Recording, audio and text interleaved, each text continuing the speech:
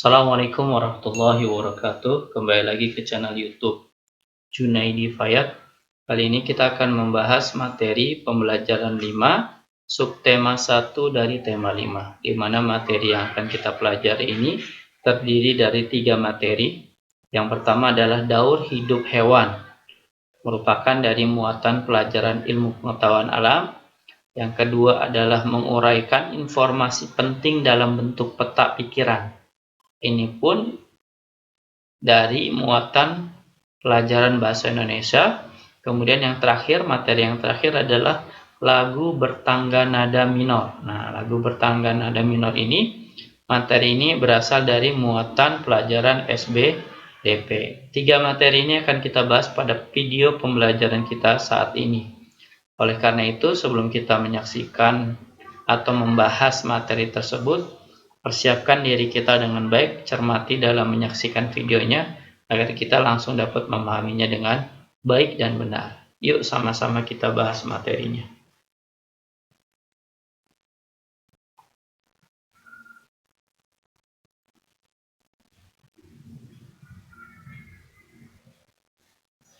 Materi yang pertama adalah daur hidup hewan, merupakan materi dari muatan pelajaran ilmu pengetahuan alam dengan KD 3.5 dan 4.5. Di mana daur hidup hewan itu ada bermacam-macam ya.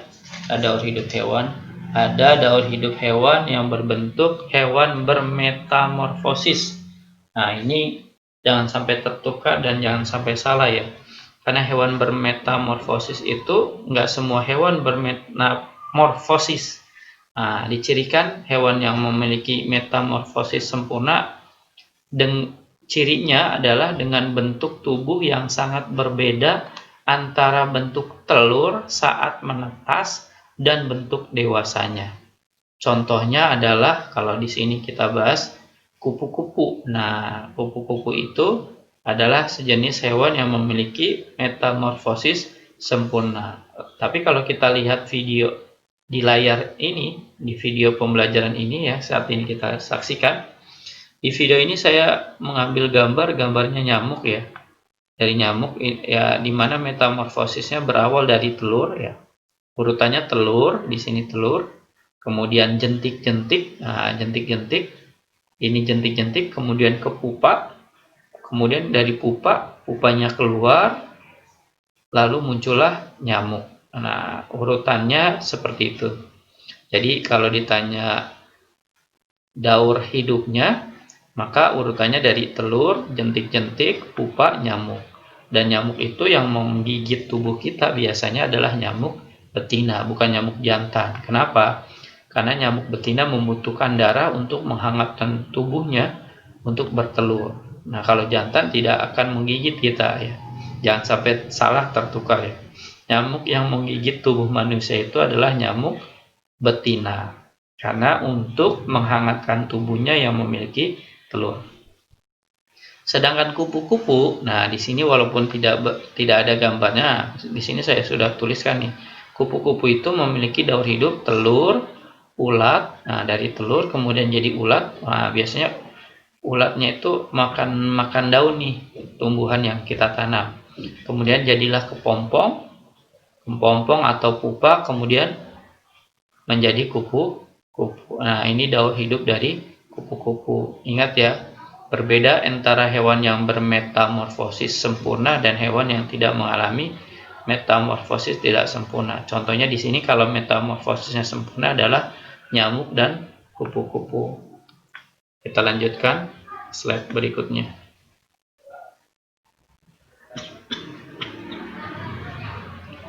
Kemudian yang kedua adalah metamorfosis tidak sempurna. Nah, kalau di sini ada gambar tertera di pojok kiri atas ya.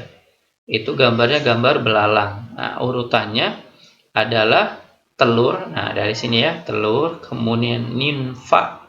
Nimfa atau belalang muda. Kemudian belalang muda itu berarti ini. Dari ini sampai ini belalang muda namanya. Kemudian belalang dewasa. Jadi secara daur hidupnya cuma 3 dia prosesnya.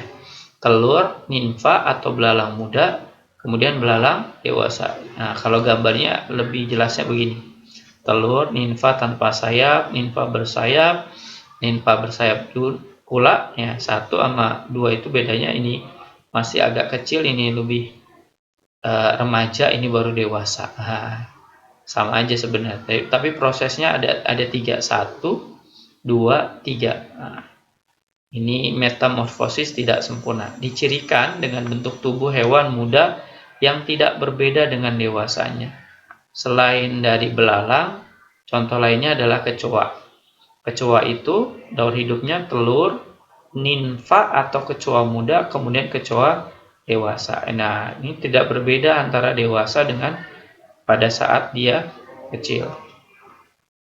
Kemudian selain hewannya bermetamorfosis, baik sempurna dan tidak sempurna, ada juga daur hidup hewan tanpa metamorfosis. Nah, contohnya apa?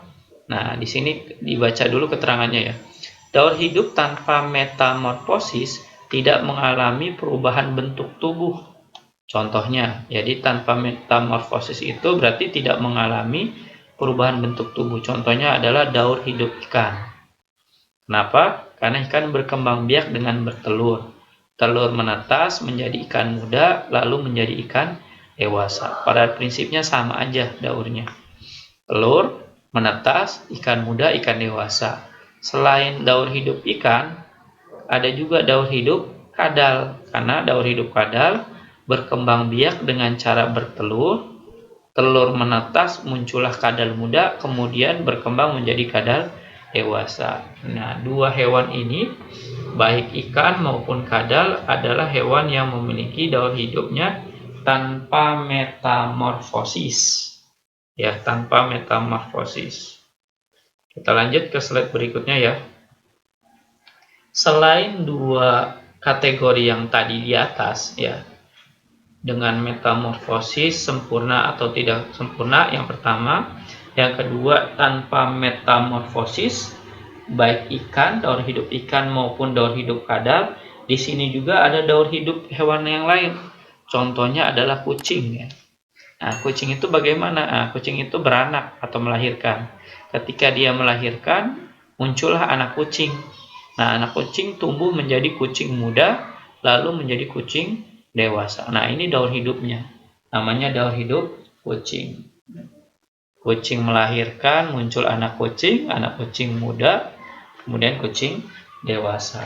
Nah, makanya di sini keterangannya, tidak semua hewan mengalami perubahan bentuk dan penambahan struktur tubuh. Ada hewan yang bentuk dan struktur tubuhnya sama saat masih muda sampai hewan tersebut dewasa. Jadi begitulah kondisinya. Jadi nggak semua hewan mengalami perubahan bentuk dan penambahan bentuk struktur tubuh. Kita lanjutkan ya ke slide berikutnya.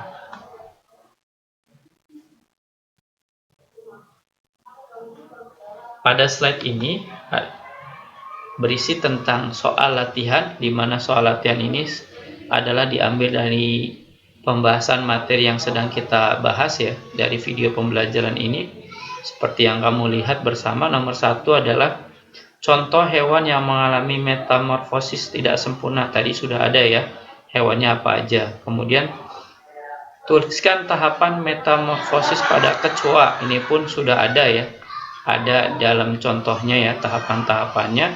Kemudian yang ketiga, tuliskan 4 contoh lagu nasional bertangga nada minor. Nanti akan kita bahas kalau yang ini.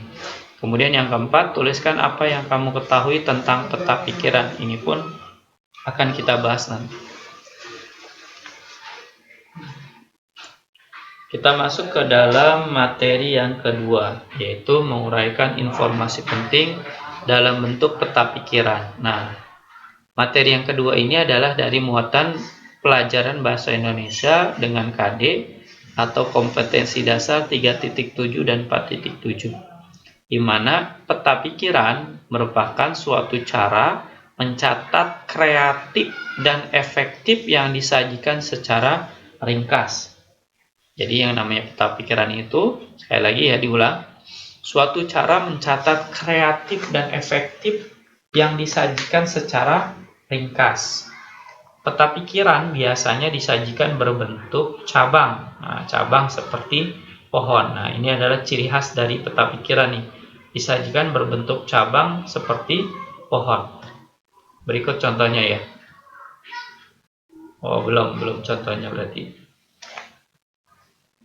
Untuk menguraikan informasi menggunakan peta pikiran, ini langkah-langkahnya dulu ya. Kamu perlu menentukan ide pokok setiap paragraf dari teks yang disajikan. Jadi kalau kita mau membuat peta pikiran, kita harus menentukan dulu nih ide pokoknya. Nah, ide pokok dalam setiap paragrafnya apa aja, kita catat, kemudian baru kita tulis yang kita dapatkan. Dan membuat daftar pertanyaan untuk membantu menemukan informasi dalam teks. Kalau kamu kesulitan dalam menentukan ide pokoknya dalam setiap paragraf, seperti pembelajaran sebelum-sebelumnya, yaitu dengan membuat pertanyaan ya, beberapa pertanyaan agar kita dapat menentukan informasi apa atau ide pokoknya dalam setiap paragraf. Nah, di sini ya contohnya ya, di slide ini seperti yang kita saksikan bersama, ini adalah contoh peta pikiran di mana judulnya katak ya. Nah, katak itu di sini sebelah kiri ya, sebelah kiri itu tempat hidup kataknya itu di mana, kemudian ciri-ciri katak itu apa aja, kemudian daur hidup katak itu bagaimana. Nah, ini adalah contoh peta pikiran yang sangat mudah, sangat gampang sekali dibuat ya, kalau kita mau membuatnya ya.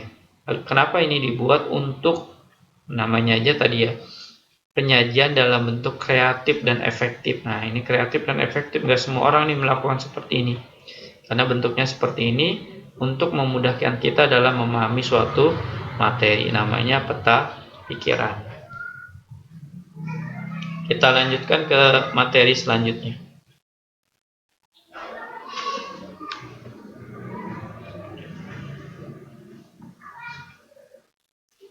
Pada materi slide ini adalah materi yang ketiga atau materi yang terakhir.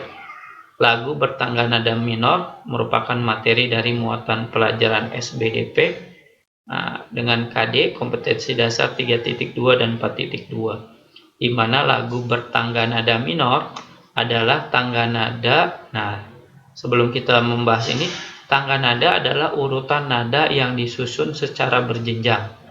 Ciri-ciri lagu bertangga nada minor antara lain sebagai berikut.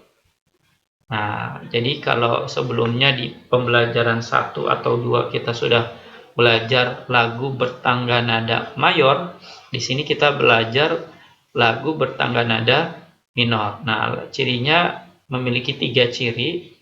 Tangga nada minor itu ciri-cirinya pertama adalah lagunya bersifat sendu, sedih, dan khidmat. Nah, seduh, sedih, dan khidmat. Khidmat itu berarti khusyuk.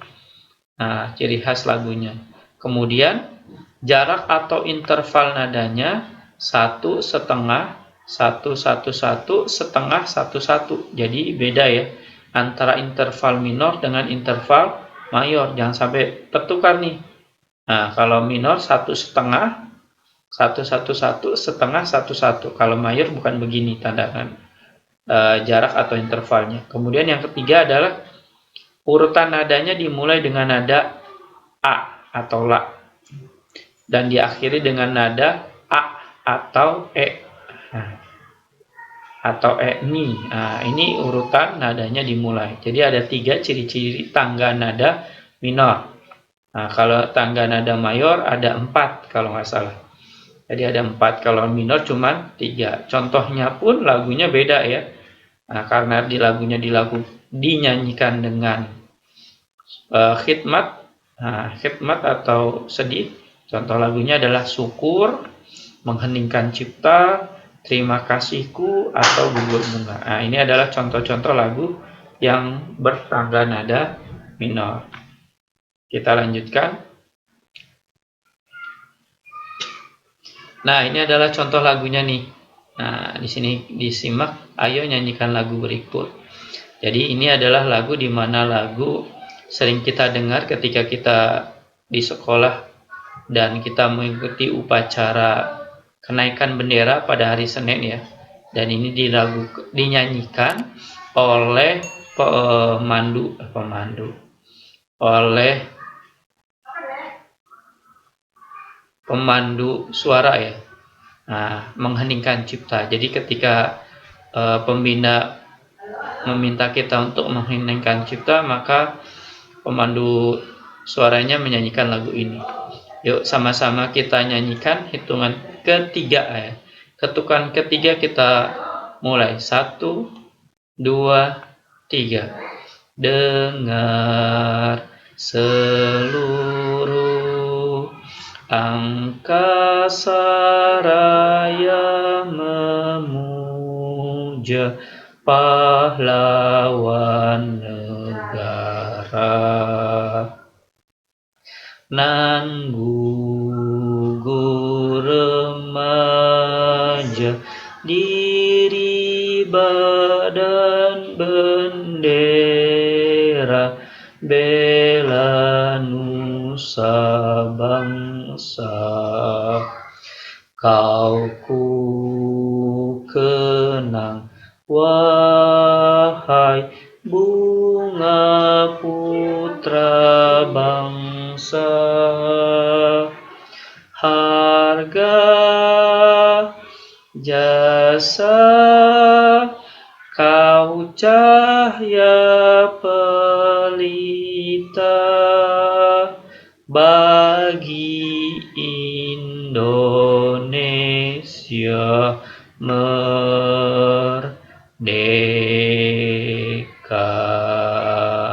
Mengheningkan cipta diciptakan oleh T. Rawit dengan bernada 4/4. Ini adalah contoh lagu mengheningkan cipta. Sekian video pembelajaran kita pada kali ini. Semoga menambah ilmu pengetahuan dan wawasan kamu dalam pembelajaran 5, subtema 1 dari tema 5. Terima kasih telah menyaksikan video ini. Semoga bermanfaat untuk kamu. Tetap semangat, tetap sehat. Wassalamualaikum warahmatullahi wabarakatuh.